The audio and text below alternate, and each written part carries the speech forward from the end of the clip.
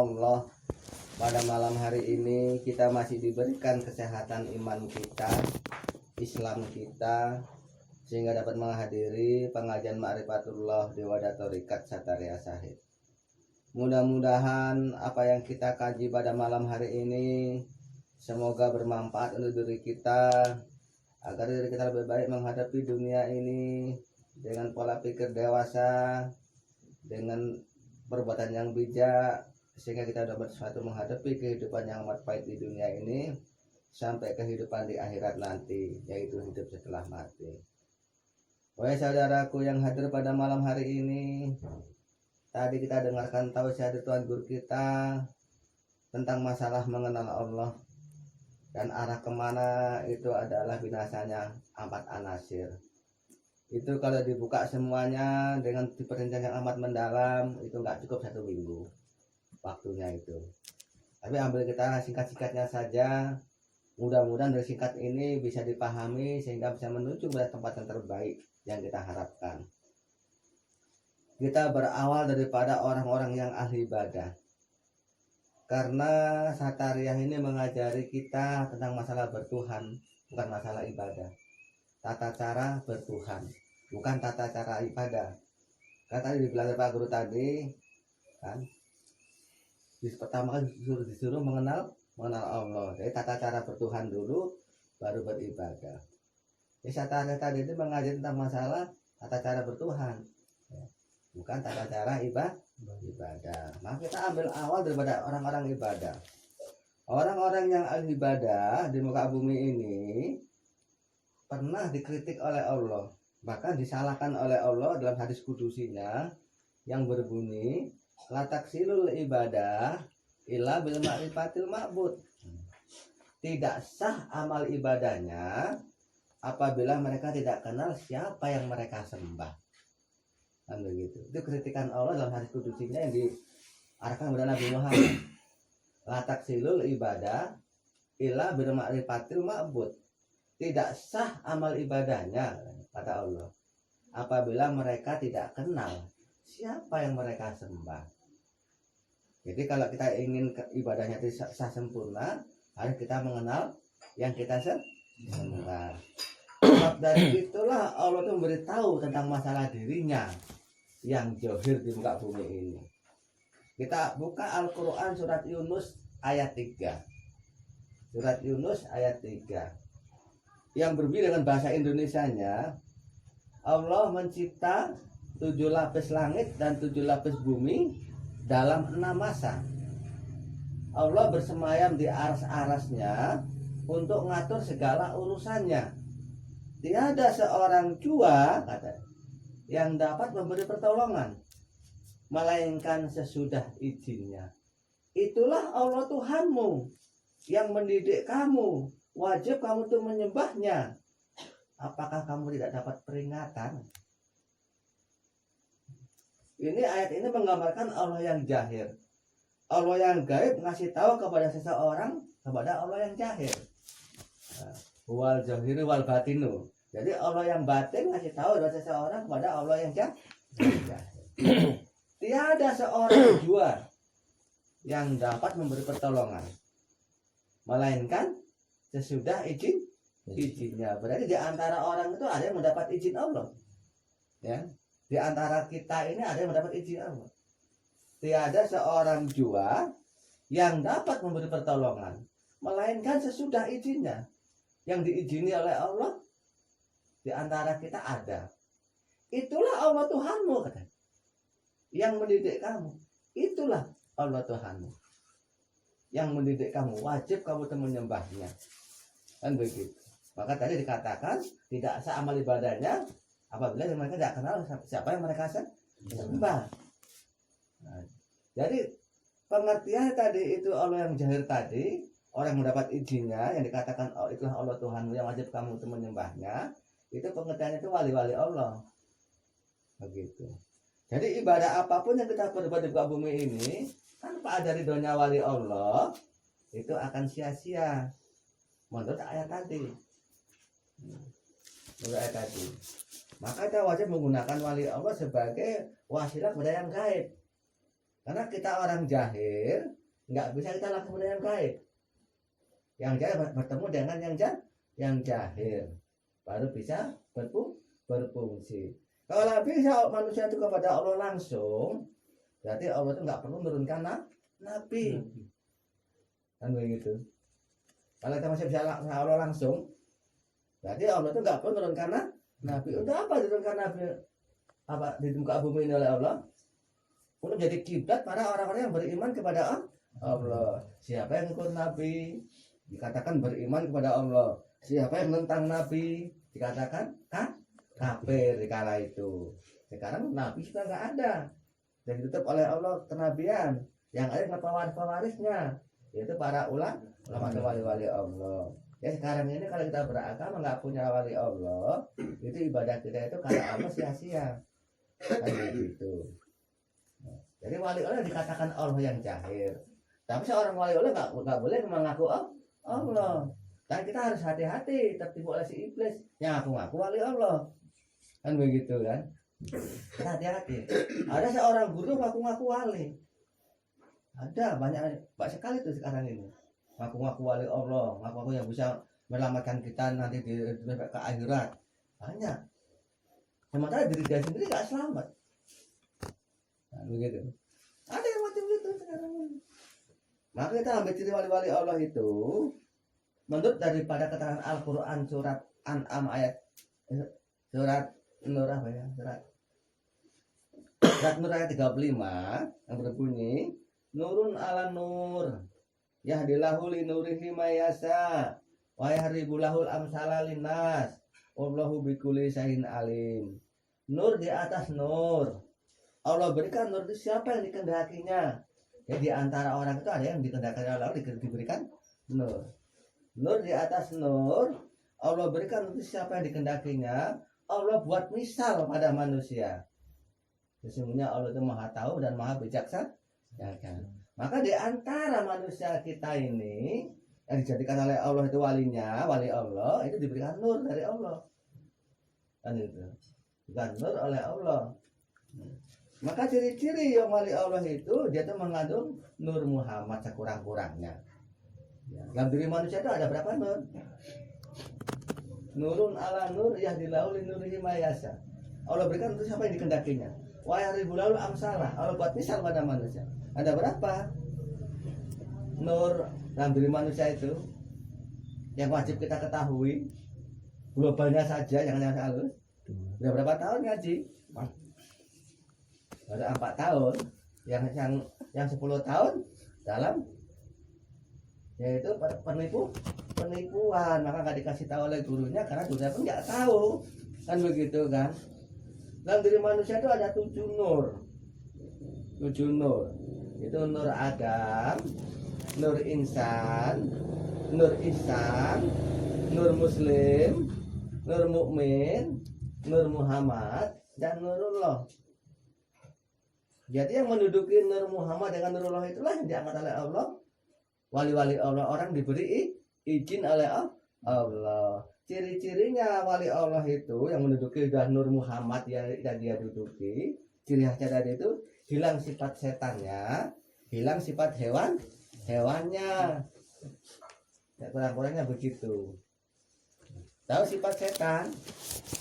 Sifat benci, sifat dendam, sifat keluh kesah itu sudah hilang dari dirinya. Kalau ada seorang guru yang masih ada sifat benci kepada sesuatu, itu menggambarkan guru itu sudah menipu dirinya. Bukan wali Allah dia itu.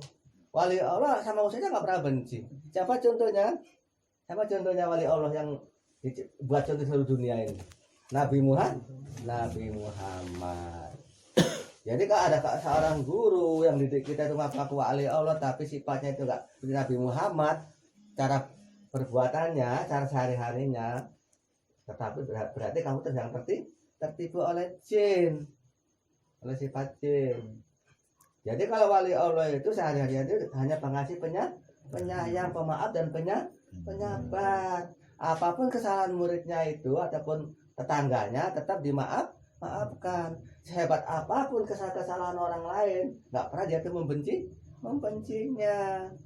tetap dia itu bergaul berteman biasa, walaupun di luar agama Islam, tetap dia berteman, kita bergaul sama, nggak beda-bedakan sama manusia yang lain, nggak menyinggung tentang masalah agama.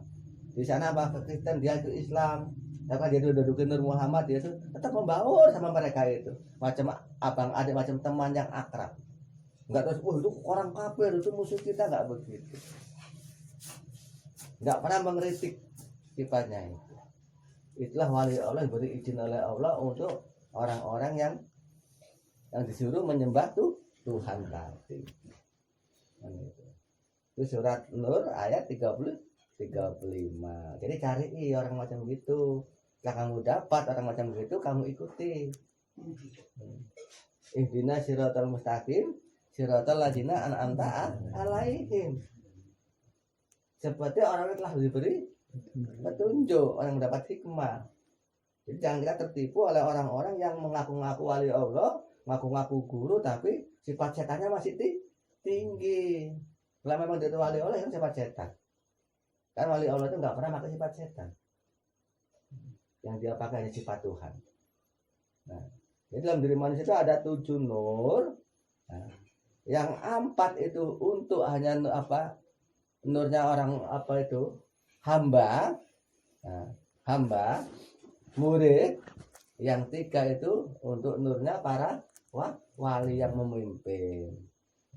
Sekurang-kurangnya nur mukmin, nur Muhammad, dan nurullah. Jadi orang-orang dudukin nurullah ini nggak bisa dipahami oleh orang-orang awam. Orang itu penjahat pun jadi pelihara, baik dipelihara, penjahat dipelihara. Jadi dia itu nggak bisa membedakan, orang itu nggak bisa memilah-milahkan harus muridnya itu baik semua. Nah, terus yang jahat bukan murid dia. Kalau udah dudukin nurullah, dia itu walaupun itu penjahat tetap itu murid dia, tanggung jawab dia. Sampai di akhir nanti tetap dia maafkan, tetap dia bina, nggak pernah dimusuhi, nggak pernah direkod, nggak pernah dipecat dari golongannya. Dan Allah itu nggak mau disembah, betulnya itu nggak mau disembah. Apa contohnya? Kalau Allah itu ingin disembah, Allah nggak nyiptakan Adam. Ketika ucapkan Adam itu jadi, seluruh makhluk disuruh sujud kepada Adam, nggak kepada Allah.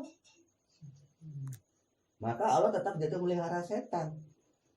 Kalau Allah itu ingin manusia itu beriman kepada Allah, kalau yang diharapkan Allah itu manusia beriman kepadanya, berarti Allah itu nggak mau melihara setan. Setan dibunuh semua habis, nggak ada yang goda manusia, udah pasti manusia itu beriman kepada Allah. Kenapa Allah tetap melihara setan? Berarti Allah itu nggak mengharapkan imannya manusia. Itu untuk apa manusia dijadikan oleh Allah itu menjadi saksinya. Di antara saksi Allah itu ada diangkat oleh Allah jadi wasilahnya gambarnya. Itu wali-wali Allah. Itulah yang wajib kamu sembah. Arti sembah bukan nungging. Arti sembah itu ditaati, diikuti, dimuliakan. Arti sembah. Kan begitu. Terus nungging depannya nungging gitu. Kalau nggak nungging, wah itu berarti nggak punya hadap, nggak begitu. Jadi yang nyembah orang-orang nyembah Allah itu kebanyakan di luar sana itu jauh daripada gurunya, itu menjaga dirinya dari akhlak yang buruk. Dia memakai akhlak yang baik di sekitarnya itu, sehingga nama guru itu harum. Wah, sampai ngaji ini jadi orang baik ya. Itulah yang dikatakan tadi menyembah Allah tadi. Jangan makin ngaji makin banyak musuhnya, tetangganya nggak akur. Kenapa? Yang ngajari setan, pemarah, pendendam, pembenci, pengkritik. Siapa yang pernah mengkritik Allah kalau nggak iblis? Ya Allah, aku kan lebih bagus, aku kan lebih taat sama kamu, kenapa harus si Adam jadi khalifah begitu kan? Siapa yang pertama ngeritik Allah? Kan itu. Jadi orang yang ahli ngeritik itu saudaranya ataupun muridnya iblis. Maka sholat salah, puasa salah, kan? semua salah, yang benar hanya dia. Nah, itulah orang yang mengandung sifat setan tadi itu nggak pasti dikatakan wali Allah. Ada kata kita taati, kita akan tersebut doanya, kita tersebut selama-lamanya. Jadi wali Allah itu sifatnya itu pengasih, penyayang, pemaaf, penyabar. Seburuk apapun murid, sebodoh apapun murid, tetap dia itu rela mengajarinya, membimbingnya sampai murid itu selamat sampai di alam kembalinya, dikorbankan dirinya untuk orang banyak. Di mana tempat jadi rahmat. Muhammad itu rahmatan dari alam. Di mana alam dia itu menjadi rahmat. Masuk alam jin menjadi idola orang jin. Malah yang terbaik. Masuk alam manusia jadi idola manusia. Masuk alam hewan sampai hewan dekat sama dia. Di mana dia masuk alam tumbuh-tumbuhan sampai dekat sama dia. Di mana tempat dia diidolai makhluk-makhluk Allah. Karena Muhammad itu rahmatan dari alam. Itulah contoh wali-wali Allah. Jadi kalau kamu ingin mengenal Allah, Allah udah kasih tahu surat apa sih? Yunus ayat 3. Ya. Allah mencipta 7 lapis langit dan 7 lapis bumi dalam 6 masa. Allah bersemayam di aras-arasnya untuk ngatur segala urusannya. Tiada seorang jua yang dapat memberi pertolongan, melainkan sesudah izinnya. Itulah Allah Tuhanmu yang mendidik kamu. Wajib kamu tuh menyembahnya. Apa kamu nggak dapat peringatan? Tidak. Jadi Allah mengatakan yang jadi itulah Allah Tuhanmu. Digambarkan yang kata yang jahat tadi itu. Siapa tuh? Yaitu orang yang mendapat izin. Kan begitu. Mendapat izinnya. Contoh timbulnya dosa itu kena wali loh. Hilangnya dosa itu kena wali. Contoh, rambutan itu halal nggak dimakan. Kalau kita rambutan itu tumbuh di hutan sana, nggak ada yang nanam, kita makan dosa nggak? Enggak kan? Karena rambutan sifatnya kalau tumbuh di depan rumah, kita ambil kita makan dosa nggak? Dosa kenapa kok dia dosa? Karena ada yang nanam, ada yang walinya. Jadi ketika Allah itu maafkan, udah nggak apa-apa, kamu makan itu dosa yang kamu kandung tadi hilang nggak? Hilang. Hampir masuk neraka. Tahu-tahu datang wali diambil kesalahannya, jadi dia kembali ke surga. Itulah kehebatannya itu. Orang yang mendapat izin tadi itu. Jadi kalau kita di dunia ini nggak punya wali Allah untuk diri kita, bagaimana nasib kita? Seperti rambutan di tengah-tengah hutan. Datang kalong masih pentil kan sudah dihancurkan. Masih bunga. Datang monyet mau-maunya lah. Jadi orang yang nggak punya wali di dunia ini, itu jin setan semua itu merusak kita. Kan begitu. Walaupun dengan cara baik yang rusaknya. Dikasih ibadah yang terbaik. Sehingga dia merasa dia itu yang paling benar ibadahnya. Lalu timbul kesombongan. Itu sholatnya belum sah itu. Yang sah aku. Harus belajar lagi kamu. Itu sholatnya kok sudah sholat. Itu udah gila sholat itu. Itu nggak sesuai dengan apanya, dengan hukumnya. Ada yang macam itu kritik. Itu setan itu mengajari jelek pada diri, tapi melalui sifat-sifat yang baik. Dia nggak sadar bahwa dia dikenakan oleh setan. Sifat setan yang mencuri sifatnya Tuhan itu adalah sombong. Jadi orang sombong tadi tertipu oleh setan. Kan begitu. Jadi kamu ada setannya nggak kira-kira? Maka belajar naikkan nur tadi itu. Pertama ada namanya nur Adam. Kalau dikatakan nur hewan nanti kurang bagus kan? Adam, karena Adam itu meliputi yang jahir. Yang kedua nur insan. Yang ketiga nur ihsan. Yang keempat nur muslim. Yang kelima nur mukmin. Yang keenam nur Muhammad. Yang ketujuh nur. Nah, kurang-kurangnya taraf kita ini menduduki nur mukmin. Nah, wali-wali Allah kurang-kurangnya menduduki nur Muhammad. Tahu artinya mukmin? Orang yang Nah, siapa contohnya mukmin? Para sahabat-sahabat Nabi, dia punya gelar ridhoanhu, mendapat ridhonya Allah, di atas ridhonya para wali. Siapa walinya sahabat Nabi? Itu Rasulullah. Begitu pengertiannya. Jadi kamu tuh harus tahu siapa yang kamu sembah. Kan begitu. Siapa yang kamu sembah?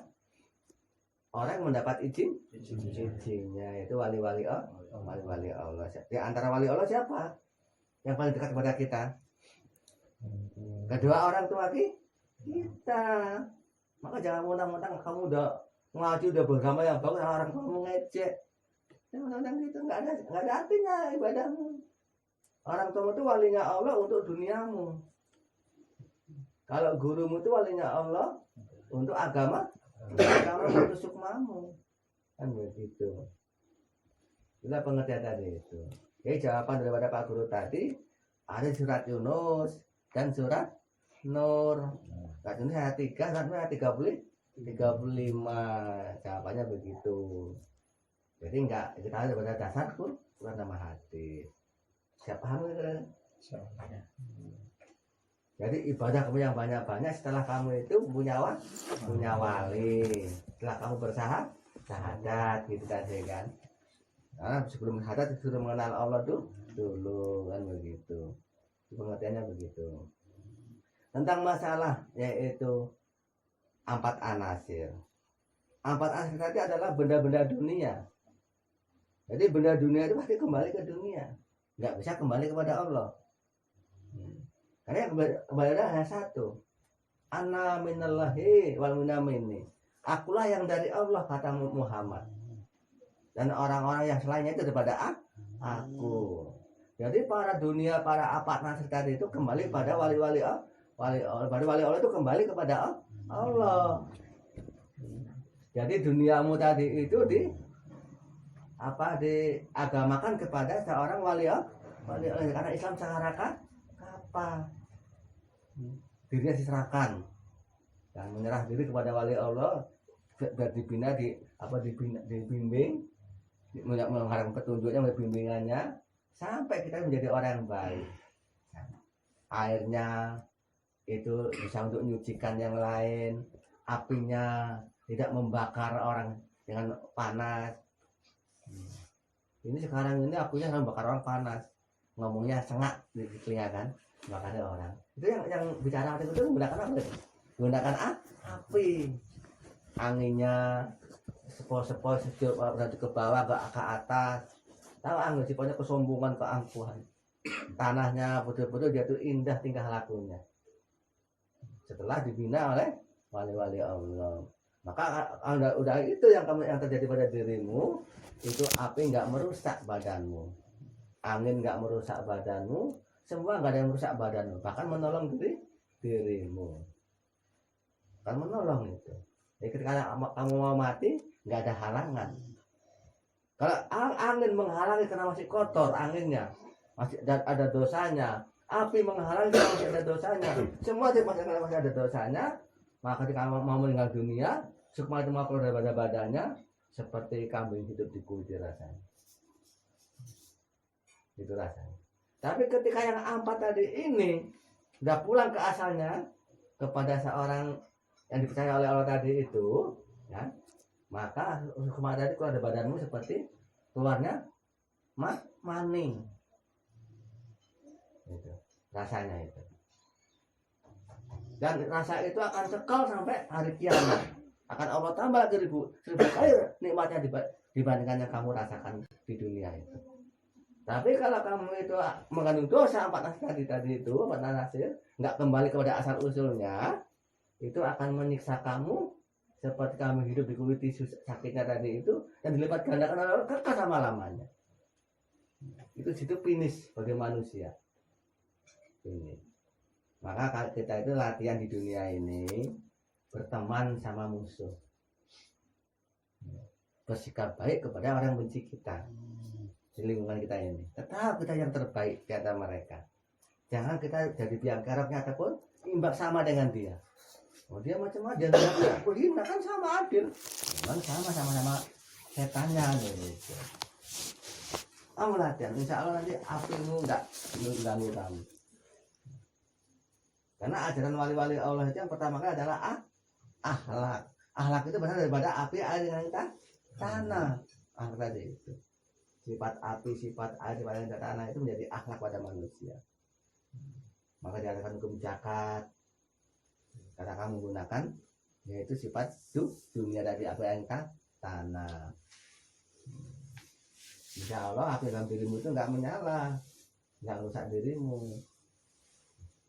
Jadi api pulang ke api, air pulang ke air, angin pulang ke angin, tanah pulang ke tanah, kan semua itu ada benda-benda dunia yang dari Allah kembali kepada Allah. Siapa yang dari Allah? Muhammad. Maka kita sekarang ini belajar menduduki Nur Muhammad. Mendatangkan wali-wali Allah itu yang mencontohkan sifat Muhammad. Yang sifat setan kamu ikuti, salah jalan nanti kan begitu. Yang dari Allah. Jadi kalau kita bisa arah ke situ, selamatlah kita dunia dan akhir. Di dunia diidolai orang, senangi orang, kita sakit berbondong-bondong orang datang, ya kan, senang idolai kita. Jangan kita sakit malah mampus kayak golong-golong itu udah mati sampai motong lembu korbannya nggak itu bagian sang jengkel tonggone baik kita, karena api ini kita selalu membakar orang lain, membara, jadi neraka diri kita di mana-mana. Jangan sampai macam gitu, nanti susah kamu sendiri. Kita semua itu keluar dari badanmu, kamu akan tersiksa dengan tingkah lakumu sendiri. Itu gambarannya.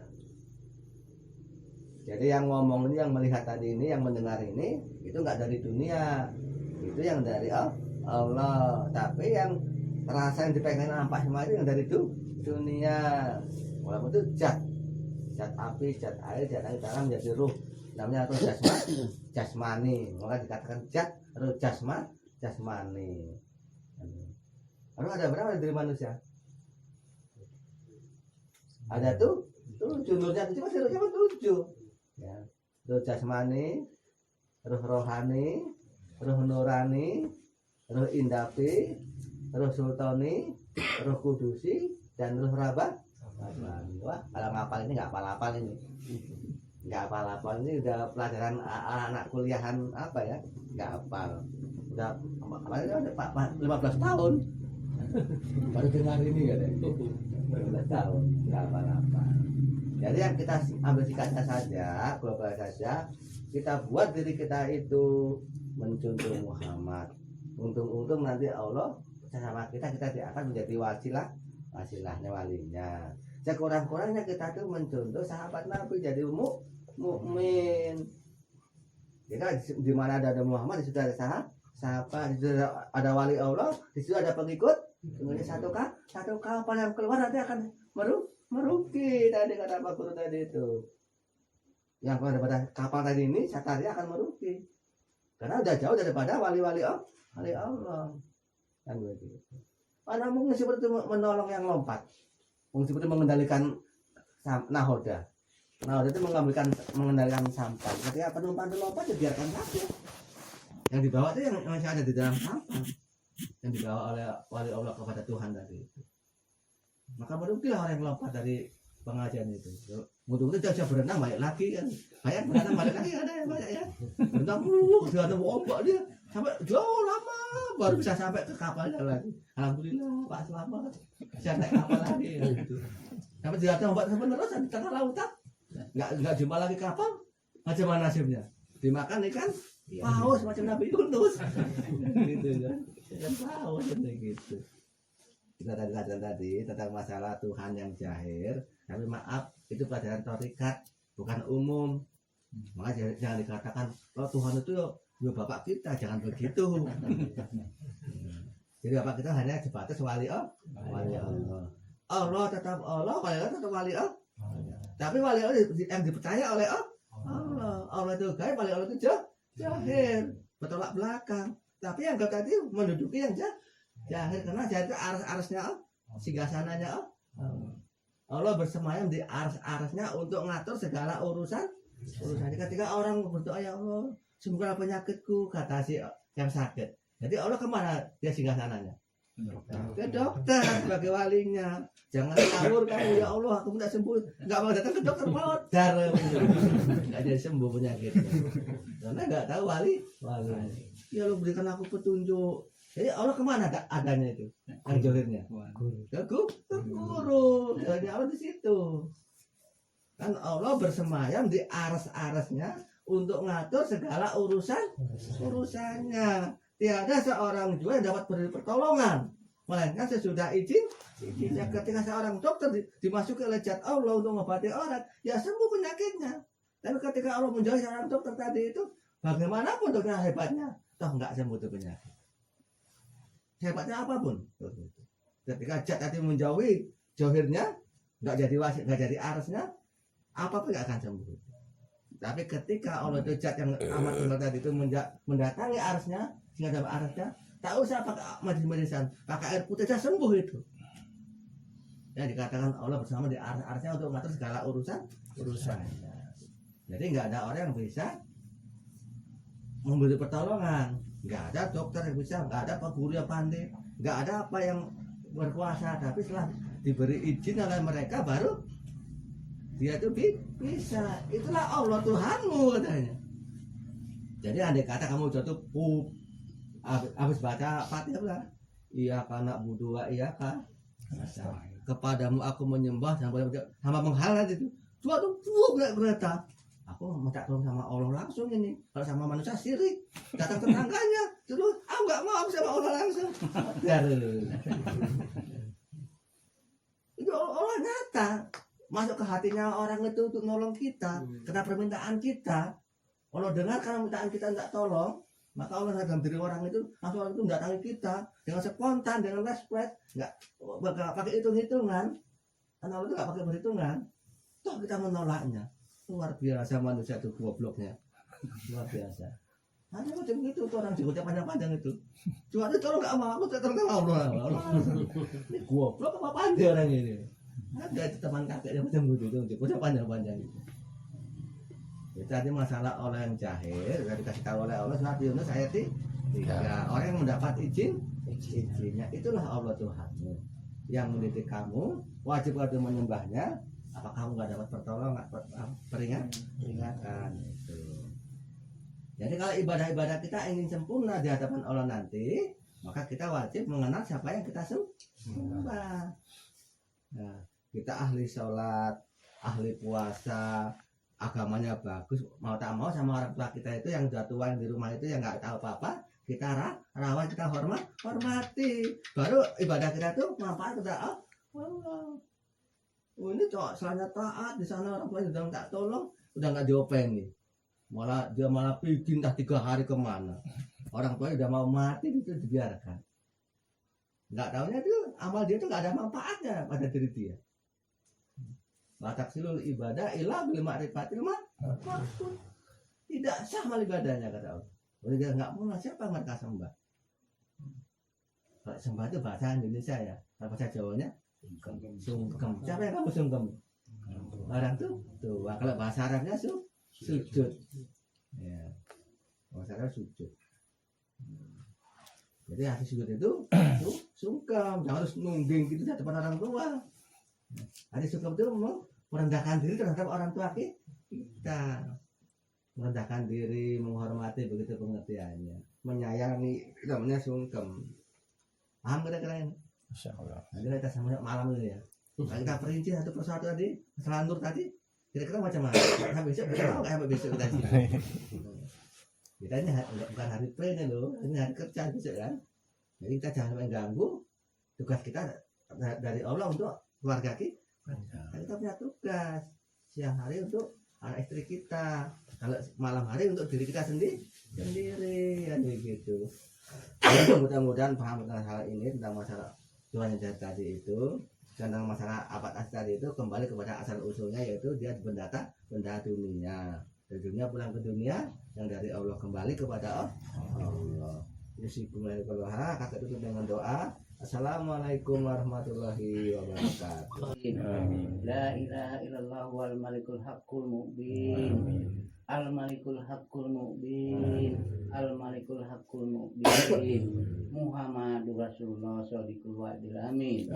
Bi barakatillah ala safati Nabi besar Muhammad Rasulullah sallallahu